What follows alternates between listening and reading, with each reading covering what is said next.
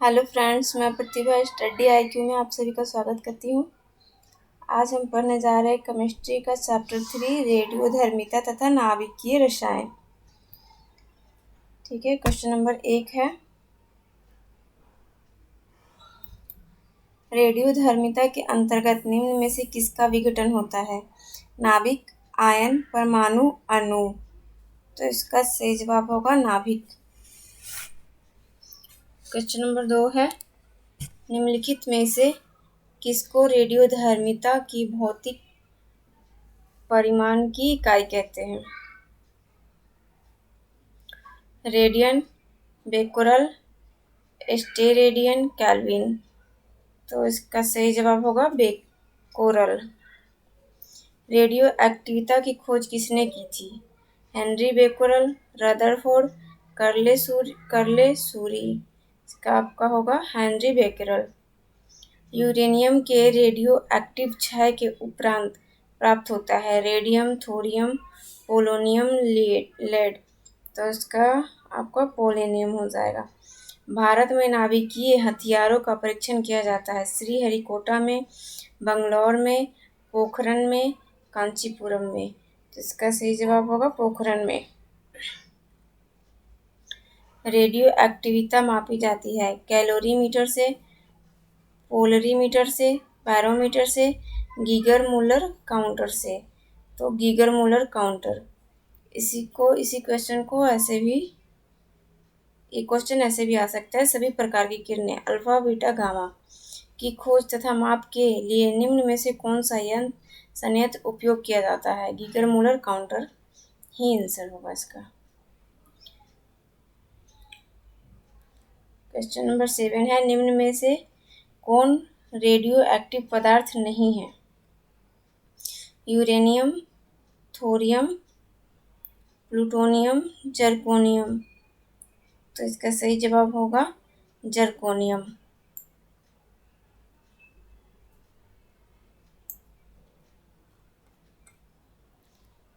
Question number 8 है, नाभिकीय त्रिज्या को व्यक्त करने की सबसे उपयुक्त इकाई होगी? Fermi, angstrom, micron, nanometre. तो ये होगा फर्मी। बीटा किरणों में इलेक्ट्रॉनों का उत्सर्जन निम्न में से कहाँ से होता है? परमाणु के अंतःकक्षकों से, नाभिक में उपस्थित इलेक्ट्रॉनों से, नाभिक में उपस्थित न्यूट्रॉनों के क्षय से, नाभिक से निष्कर्षित प्रोटॉनों से। सही जवाब होगा नाभिक में उपस्थित न्यूट्रॉनों के क्षय से। निम्न में से कौन सा तत्व रेडियो एक्टिविता का प्रदर्शन नहीं करता है? Uranium, thorium, aluminium, polonium. तो इसका सही जवाब होगा एल्यूमीनियम। निम्न में से कौन सा अक्रिय गैस रेडियो एक्टिव है? XeHENERN। तो इसका सही जवाब होगा RN, रेडॉन। रेडियो एक्टिव तत्वों में कोई भी परिवर्तन नहीं होता है जब गामा किरणों का उत्सर्जन होता है, ऑक्सीकरण होता है, अल्फा कणों का उत्सर्जन होता है, बीटा कणों का उत्सर्जन होता है। तो गामा किरणों का उत्सर्जन होता है।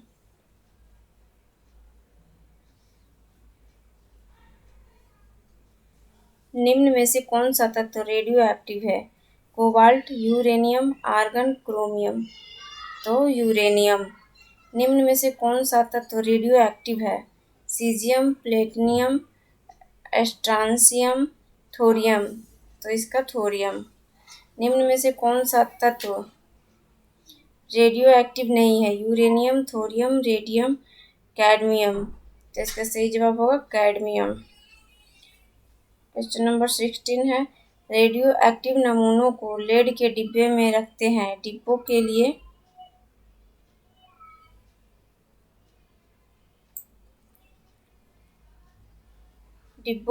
लेड का प्रयोग होता है क्योंकि वह भारी होते हैं, कठोर होते हैं, एक अच्छा अवशोषक होते हैं, बुरा चालक पदार्थ होता है। सही जवाब होगा एक अच्छा अवशोषक होता है। नाभिकीय बल होते हैं आवेश से प्रवाह रहित, चक्रण से प्रवाह रहित, आवेश समिति, आवेश से प्रवाह रहित। तो इसका सही जवाब आवेश से प्रवाह रहित। सबसे हल्का रेडियो एक्टिव तत्व है? Deuterium, polonium, tritium, uranium. सही जवाब होगा ट्रिटियम। निम्न में से कौन सा पदार्थ प्राकृतिक रूप से प्राप्त नहीं होता है परंतु इसका कृत्रिम उत्पादन किया जा सकता है? Thorium, radium, plutonium, uranium. इसका सही जवाब होगा प्लूटोनियम। निम्न में से कौन सा तत्व रेडियो एक्टिव है? Cobalt, uranium, argon, chromium. सही जवाब होगा बी, यूरेनियम। रेडियो एक्टिव पदार्थ निम्न में से किसका उत्सर्जन करते हैं? रेडियो किरणों का, अवरक्त किरणों का, पराबैंगनी किरणों का, अल्फा बीटा तथा गामा किरणों का। तो अल्फा बीटा तथा गामा किरणों का।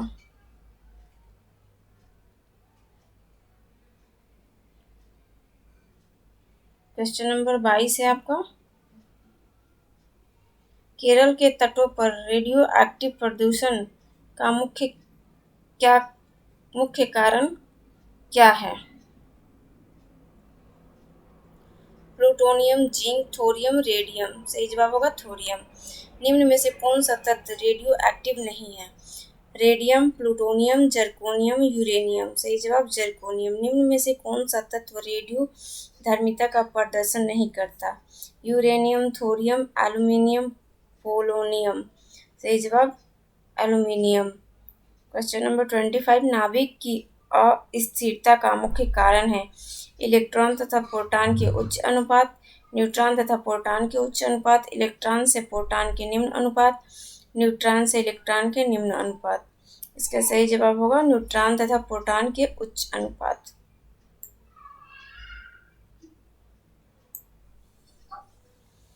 क्वेश्चन नंबर है 26 आपका। निम्न में से कौन सा नाभिक असंतुलित है? 5B10, 4BE10, 7N14, 8O16। सही जवाब होगा 4BE10। एक रेडियो समस्थानिक निम्न में से किसका उत्सर्जन करता है? अल्फा तथा बीटा किरणों का साथ साथ, बीटा तथा गामा किरणों का साथ साथ, गामा तथा अल्फा किरणों का साथ साथ, पहले अल्फा बाद में बीटा किरणों का। तो इसका सही जवाब होगा अल्फा तथा बीटा किरणों का साथ साथ। असंतुलित परमाणु नाभिक उच्च रेडियो एक्टिविटी का प्रदर्शन करते हैं क्योंकि P/N का मान निम्न होता है, P/N का मान उच्च होता है, P/N का मान नगण्य होता है, इनमें से कोई नहीं।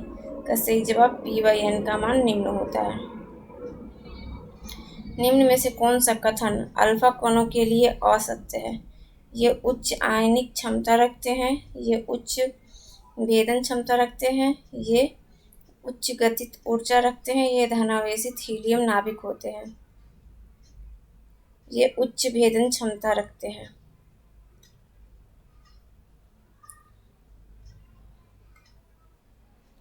निम्न में से कौन सी रासायनिक समीकरण सबसे हानिकारक किरणों को जन्म देती है? संलयन, विखंडन, रासायनिक समीकरण, प्रकाश रासायनिक। तो विखंडन।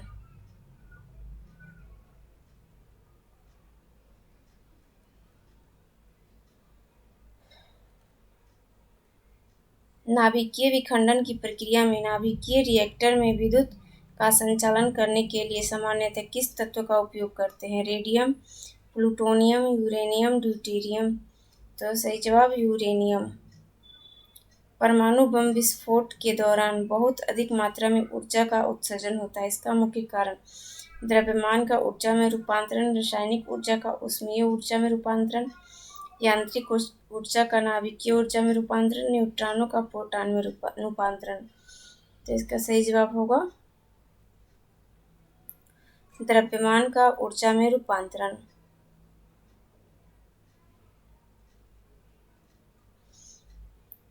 क्वेश्चन नंबर 33 है। नाभिकीय रिएक्टर में निम्न में से किस सिद्धांत पर आधारित है? नाभिकीय रिएक्टर निम्न में से किस सिद्धांत पर आधारित है? विखंडन, संलयन, ऊष्मीय सिद्धांत, तीनों समूह, सामूहिक प्रभाव के सिद्धांत पर, तो विखंडन के सिद्धांत पर। वह कण जो यूरेनियम की नाभिकीय विखंडन अभिक्रिया में सतत श्रृंखला अभिक्रिया के लिए प्रधान कारक होते हैं। Electron, proton, neutron, positron. तो इसका न्यूट्रॉन से जवाब होगा। नाभिकीय रिएक्टर की खोज किसने की?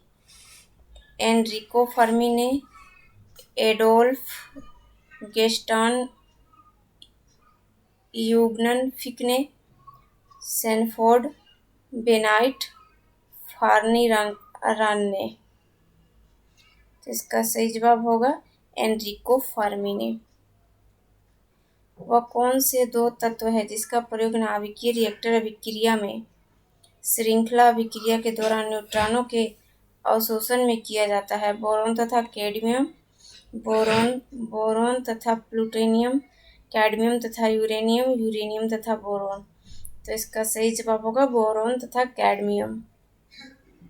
इसी क्वेश्चन को इस तरह से पूछा जा सकता है, नाभिकीय रिएक्टर में नियंत्रण छड़ किस धातु की बनी होती है?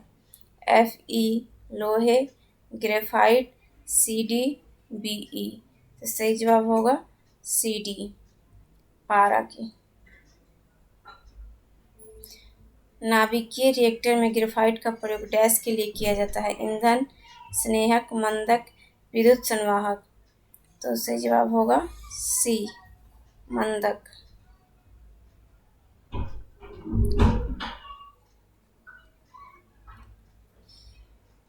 निम्न में से किसका उपयोग नाभिकीय रिएक्टर में मंदक के रूप में किया जाता है? Uranium, radium, thorium, graphite. तो ग्रेफाइट। नाभिकीय रिएक्टर में भारी जल का उपयोग शीतलक के रूप में किया जाता है? भारी जल, खनिज प्रधान जल, आयोनीकृत जल, भारी धातुओं के खनिजों से युक्त जल, हाइड्रोजन परमाणु के भारी समस्थानिकों से युक्त जल।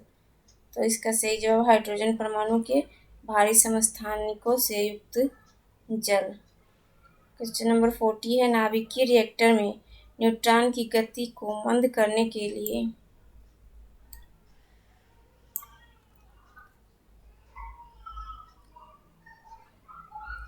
प्रयोग किया जाता है? विखंडन उत्पाद, मंदक, नियंत्रक, छड़े, शीतलक तंत्र।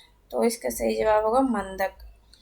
अल्फा कण है बीटा कणों के द्रव्यमान के दोगुने कण, ऋणावेशित कण, हीलियम नाभिक के समान कण, गामा कणों से कम आयतन क्षमता वाले कण। तो सही जवाब हीलियम नाभिक के समान कण।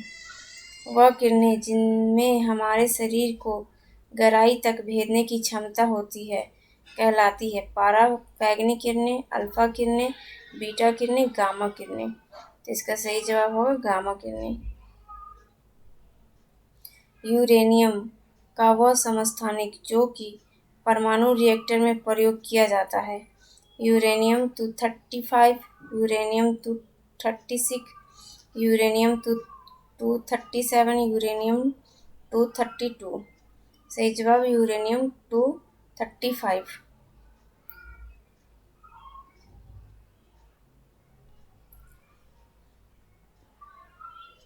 नाभिकीय विखंडन के दौरान श्रृंखला अभिक्रिया को नियंत्रित करने के लिए निम्न में से किसका प्रयोग न्यूट्रॉनों को अवशोषित करने के लिए किया जाता है?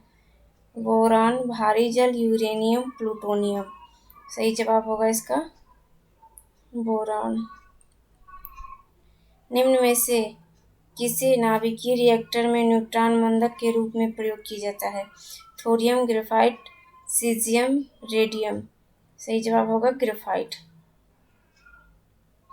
रेडियो एक्टिविटी के दौरान निम्न में से किरणों का उत्सर्जन नहीं होता? अल्फा किरणें, बीटा किरणें, गामा किरणें, कैथोड किरणें।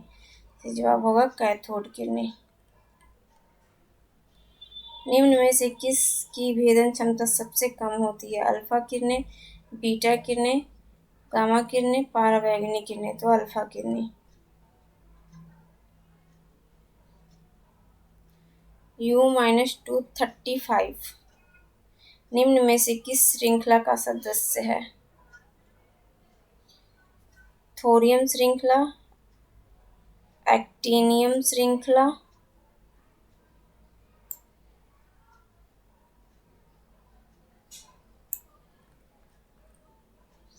यूरेनियम श्रृंखला, नेपच्यूनियम श्रृंखला। तो इसका सही जवाब होगा आपका बी है, एक्टिनियम श्रृंखला। क्वेश्चन नंबर है आपका 49। एक बीटा कण की हानि निम्न में से किसके बराबर होगी? एक प्रोटॉन वृद्धि के बराबर, एक न्यूट्रॉन की कमी के बराबर, विकल्प ए और बी दोनों, इनमें से कोई नहीं। तो इसका सही जवाब होगा दोनों। एक प्रोटॉन वृद्धि के बराबर, एक न्यूट्रॉन की कमी के बराबर। किसी न्यूक्लाइड के संभारिक बनते हैं अल्फा कण के उत्सर्जन से, बीटा माइनस कण के उत्सर्जन से, अल्फा प्लस बीटा कणों के उत्सर्जन से, 2a प्लस 2b कणों 2 अल्फा प्लस 2 बीटा कणों के उत्सर्जन से। सही जवाब होगा बीटा कण के उत्सर्जन से। आज के लिए बस इतना ही। वीडियो अच्छा लगे तो लाइक शेयर सब्सक्राइब जरूर करें। Thanks for watching my video.